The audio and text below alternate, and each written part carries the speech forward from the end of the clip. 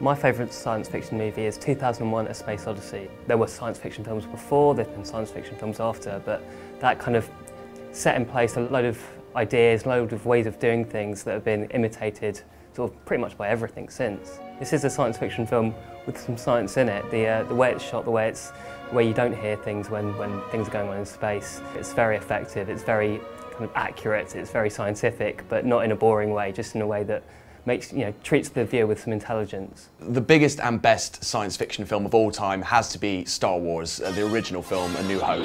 And it's maybe not the trendiest pick. A lot of people prefer The Empire Strikes Back because it's a little bit more moody and a little bit darker. But that's exactly why I like A New Hope, because it's hopeful and it's optimistic and it's big and bold and brilliant. It's just a fantastic, family-friendly sci-fi film. I think my favourite sci-fi movie is Akira, and it's basically because it does what science fiction is all about, which is thinks outside the box. There's no constraints in the story because you're living in an invented world, and Akira essentially embraces that with open arms and goes completely out of control. It's all about thinking outside the box and experimenting with what can be done in cinema.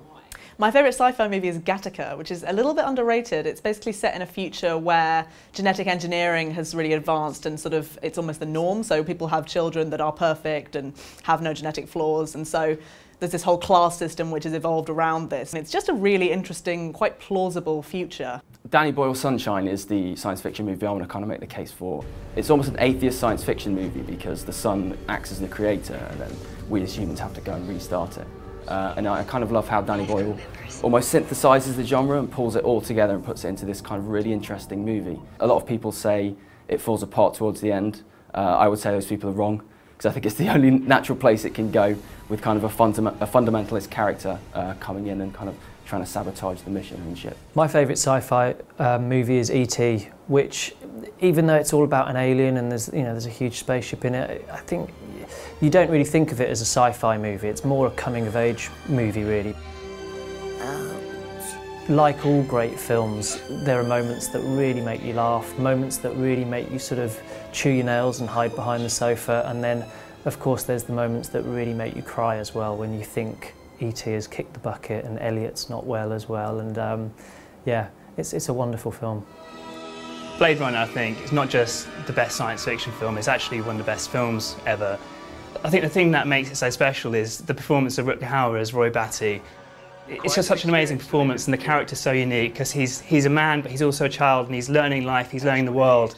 And like by the end of the film, you've kind of almost forgotten about Harrison Ford's character, and you're kind of almost rooting for Roy Batty. He's just one of cinema's great anti-heroes, and of course he's got one of the most famous speeches as well. All those moments will be lost in time, like tears.